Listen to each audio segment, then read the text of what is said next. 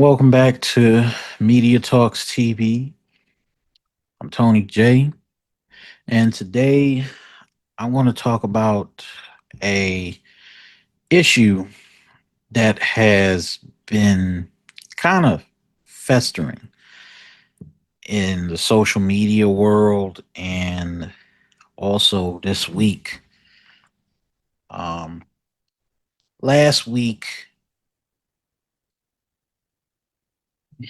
there was a man by the name of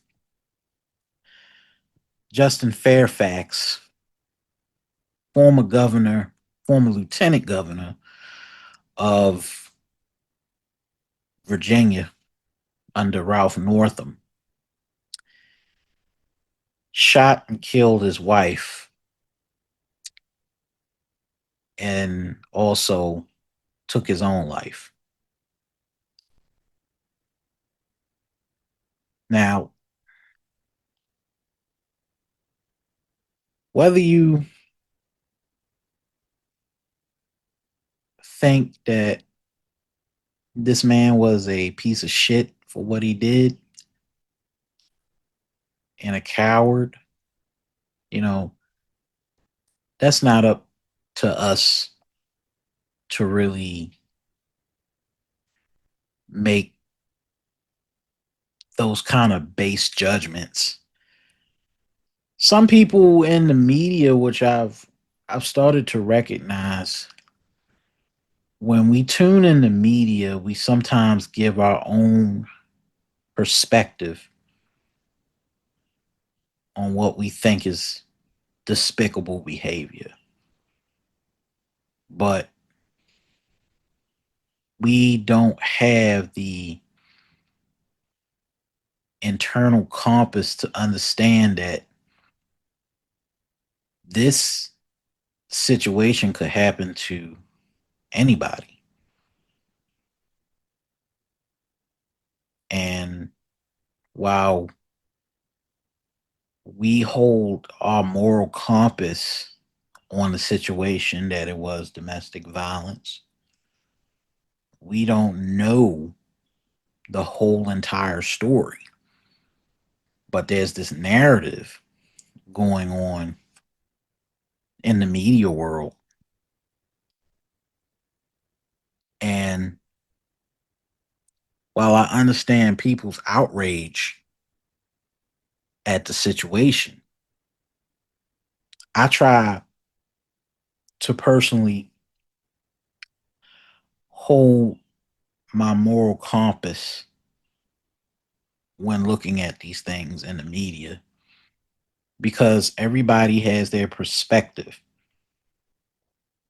Yet, no one was really actually there to witness it.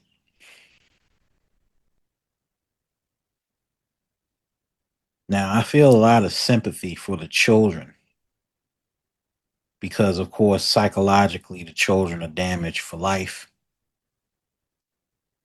and they now have no parents.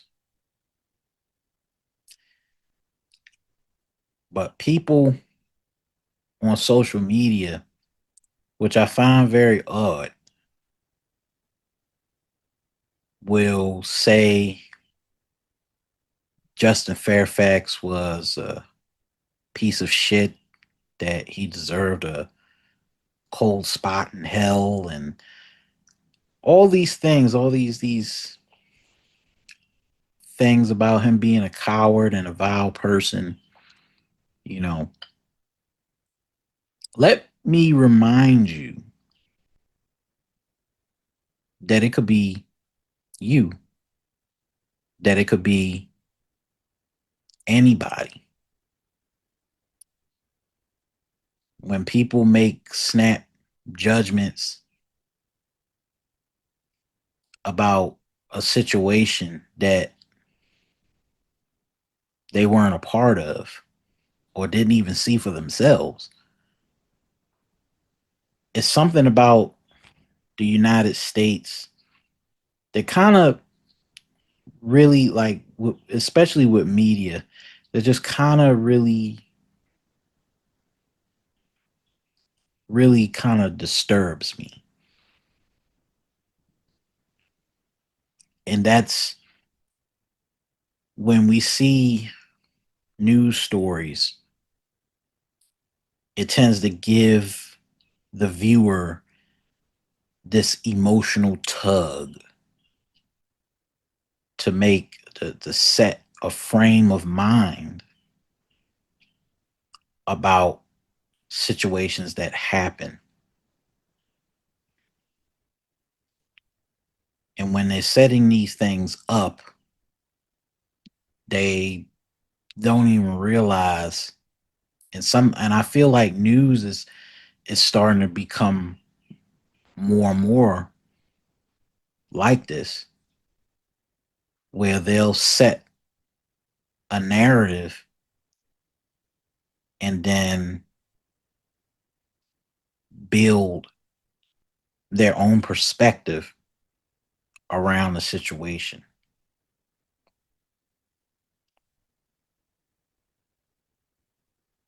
And I guess most news organizations have to stay relevant somehow because they don't have local news anymore like that. But it's disturbing, to say the least, that all of us get drawn into these stories, and then we say, oh, this person's a piece of shit and a coward, but you weren't there. You don't know this person personally,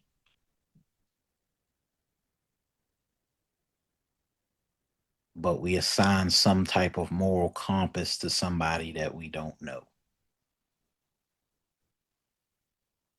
Some of us think we know people, and one of the main issues that we identify with things that are fleeting. And of course, like so many other things, Justin Fairfax was just really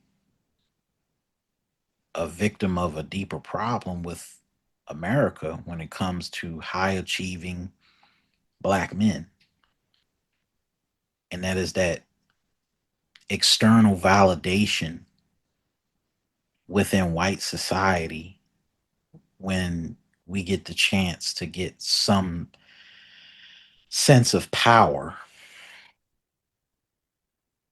And even I thought about this from a different perspective because I didn't want to look at it from everybody else's perspective. I was looking at it from a deeper lens with Justin Fairfax.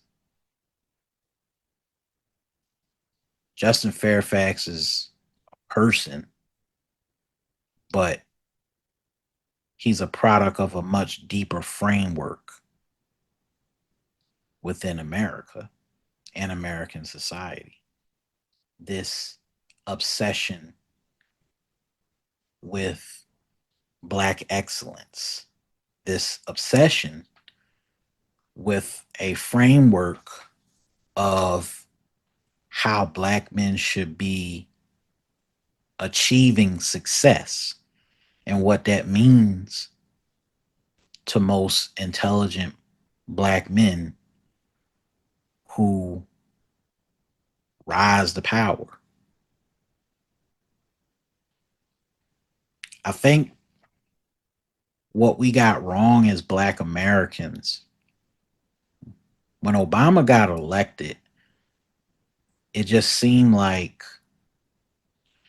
we became this society where everybody was trying to mold their image around Obama because he was a high achiever.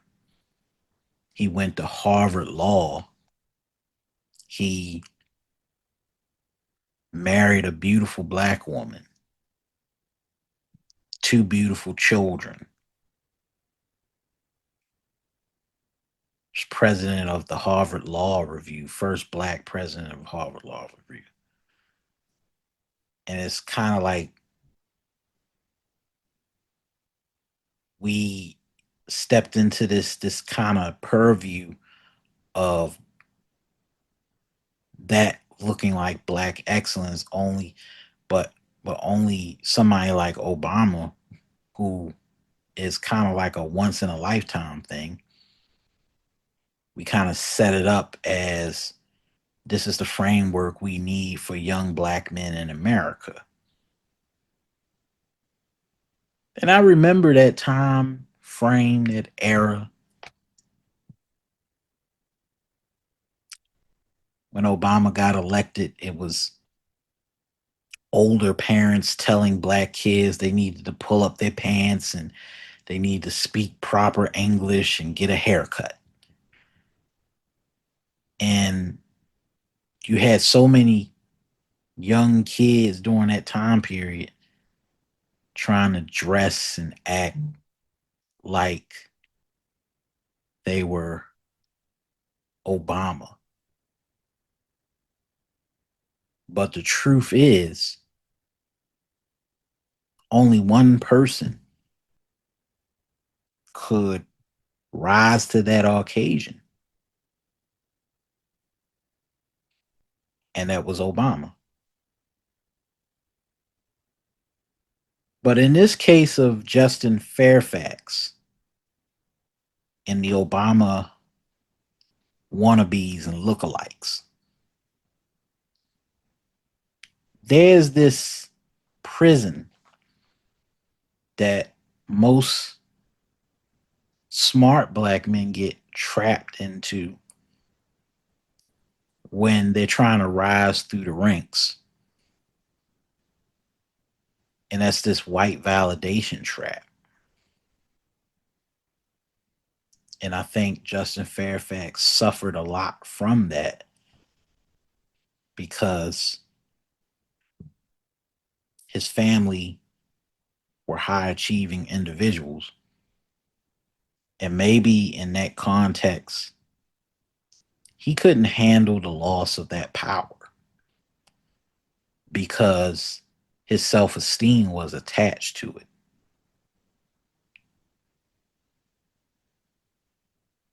There's no powerful drug in America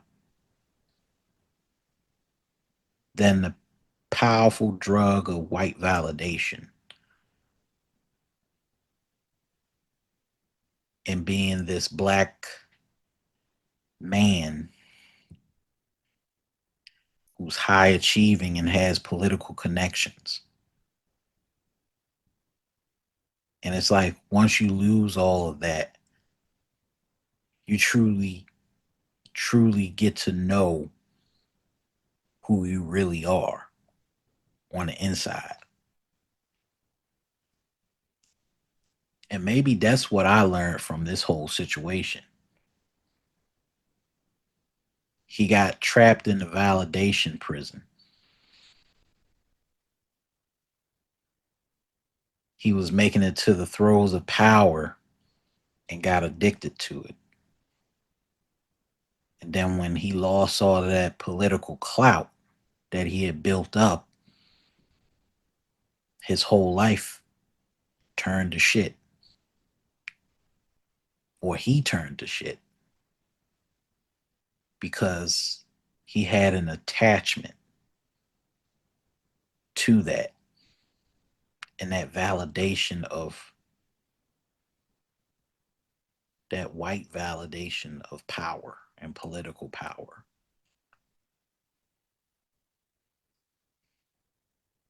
And his ego got so big that he felt as though because he had that power, he could do what most white men have normally done in positions of power, which was to mistreat and use women. And sometimes when these men get power, they feel as though they could do whatever white men have done over the span of time. But when it doesn't work, just like OJ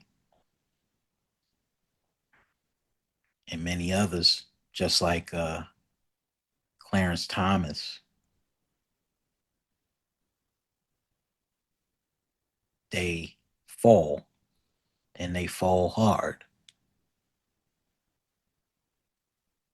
But in a sense, their egos are attached to this addiction of power. And Justin Fairfax is just a prime example of that. Whether you want to believe me or not, whether you want to think that it's real or not,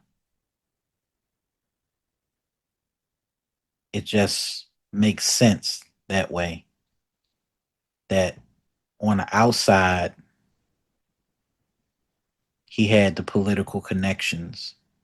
On the surface, he had his fraternity brothers, his sorority friends, his nice close knit family, his nice house in Allendale, Virginia. And he threw all that away. He was at the top. He was the perfect, picture perfect image of black success, but not enough that he could be the governor of the state of Virginia. And it seemed like he was addicted to that, just that, becoming the governor, the second black governor of Virginia.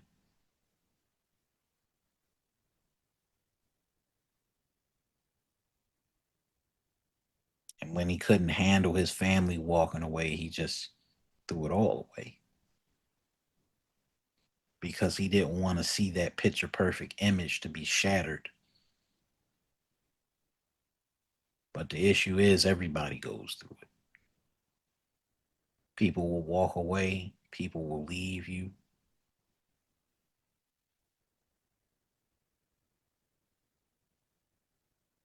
You never know true hurt until you're truly alone in this world.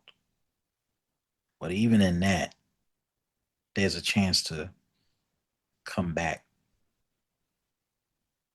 But in his case, he can't come back from what he did.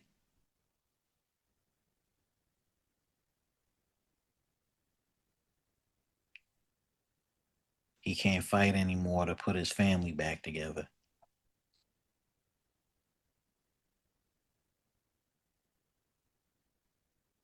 And that's unfortunate. So when you think about Justin Fairfax and his actions, try to remove the moral compass from it for a moment and just look not at just the person, but the person trapped in the framework of American society. We all want these idyllic images. A lot of people here today put relationship goals on their timelines and on their Facebook profiles. But then you only see a snapshot of what you think is a perfect family. But you don't see what's going on in the chaos that's on the inside of that relationship. So when you look at people's relationships on social media, bear in mind that many of those relationships could be broken. And that's one of the lessons that I learned from this. And it's not just Justin Fairfax, it's many relationships all over the country. Man shot 8 of his kids and his ex girlfriend but took a picture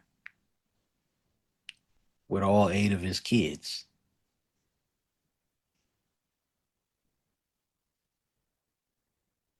Sometimes when you look at social media, you look at people's pictures and they look like they smiling, but behind it could be something even more sinister. Everybody looks at happiness one way, but the truth is nobody is truly happy if their validation comes from external things through this walk of life.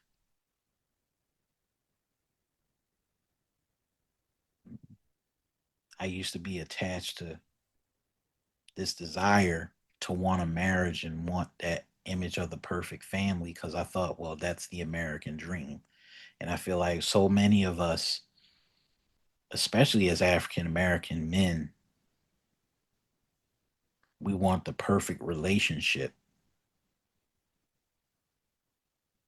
but also we also know that most of those relationships don't last. And our identities are attached to those relationships once we get in them.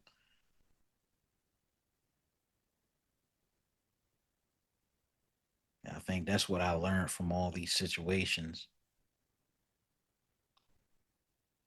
People are not perfect,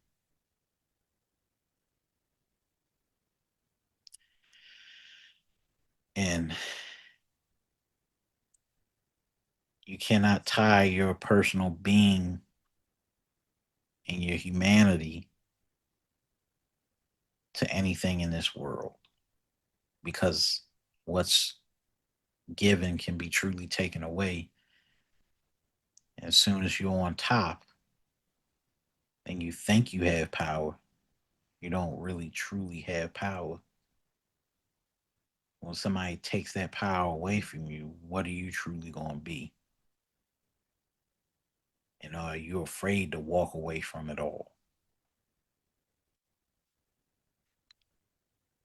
Because the true character, you'll find out the true character of a man when he doesn't have anything at all, when everything is stripped from him and he's bare naked, broke. Are you still going to have your dignity? Are you still going to have your sense of self, or are you going to turn to God?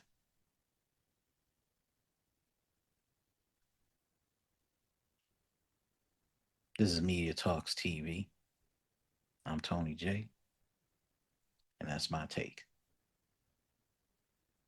Peace.